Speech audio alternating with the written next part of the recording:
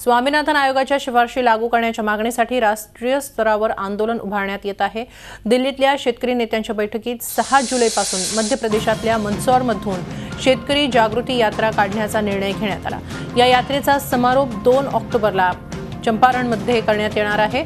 सरकारने या संदर्भात सकारात्मक निर्णय घेतला नाही तर दुसऱ्या टप्प्यात उग्र आंदोलन करण्यात येणार असल्याची घोषणाही या बैठकीत करण्यात आली। देशभरातल्या तब्बल 130 शेतकरी संघटनांच्या नेत्यांनी या बैठकीला उपस्थिती लावली होती। शेतमालाच्या हमीभावासाठी राष्ट्रीय आंदोलन उभारण्याचा विचार शेतकरी नेत्यांनी बोलून दाखवलाय। 6 जुलैला मंदसौरमधून जागृती यात्रा निघणार आहे। आता देशभरातून शेतकऱ्यांचा हा एल्गार ऐकू येईल। 2 ऑक्टोबरला चंपारणमध्ये याचा समारोप होईल। दरम्यान स्वाभिमानी शेतकरी संघटनेचे नेते आणि खासदार राजू शेट्टी यांच्याशी याबाबत अधिक बातचीत केली आमचे प्रतिनिधी रामराजे शिंदे यांनी। शेतकरी संघटनांनी दिल्लीमध्ये आयोजित केलेली बैठक आता संपलेली आहे। या बैठकीमध्ये काय झालेले आहे आपण जाणून घेणार आहोत। आपल्या सोबत आहेत खासदार राजू शेट्टीचे।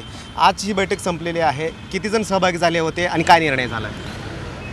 जवळपास 130 संघटना आणि 18 राज्यातून प्रतिनिधी आलेले होते आणि सगळ्यांनी एकमतानं एकत्रित येऊन 2च मुद्द्यावर इथून पुढे लढाई न्यायची ठरवली। एक स्वामीनाथन यांच्या सूत्रानुसार हमीभाव आणि कर्जमुक्ती या 2 मुद्द्यावर देशव्यापी आंदोलन करून शेतकऱ्यांना न्याय मिळवून द्यायचा आणि त्या राज्य आणि केंद्र सरकारच्या विरोधामध्ये एक संघर्ष उभा करून दोन्ही राज्य सरकारला आणि केंद्र सरकारला हे निर्णय मान्य करायला भाग पाडायचं अशी एक स्ट्रॅटेजी ठरली।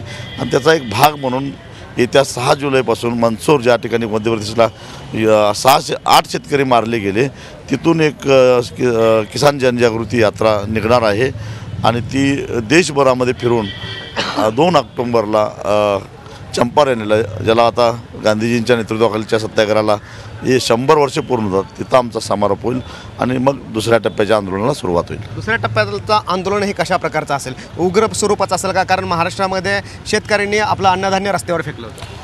तोपर्यंत शेतकरी चळवळीची व्याप्ती वाढलेली असेल, शेतकऱ्यांचा सहभाग वाढलेला असेल आणि ज्यावेळी सहभाग वाढलेला असतो त्यावेळी शांततेच्या आंदोलनामध्ये खरी ताकद असते आणि आम्ही काही करणार नाही। आम्हाला आमचा माल विकायचा नाही किंवा आम्हाला आमच्या मालाची वाहतूक करायची नाही, एवढं जरी केलं तर राज्यकर्त्यांची मोठी कोंडी होऊ शकते, हे महाराष्ट्रातल्या आंदोलनांना दाखवून दिलेलं आहे। अच्छा, परंतु महाराष्ट्रातल्या आंदोलनात आणखी एक गोष्ट समोर आली होती। शेतकरी संघटनेमध्ये फूट पडली होती, सरकारने पाडल्याचं असं सुद्धा चर्चा सुरू होती। तुमची ही एकजूट आहे का? यावेळी असं होणार नाही।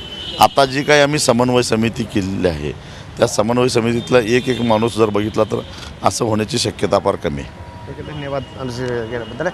देशभर ही यात्रा केली जाणार आहे आणि यात्रा केल्यानंतर आंदोलनाचा दुसरा टप्पा असेल तो सुद्धा कशा प्रकारचा असेल आणि केंद्र सरकारला, मोदी सरकारला हा टप्पा, हे आंदोलन कशा प्रकारे हाताळतील हे पाहणं गरजेचं आहे। Ramraj Shinde, Zee Media, Delhi. Zee 24 तास रहा एक पाऊल पुढे।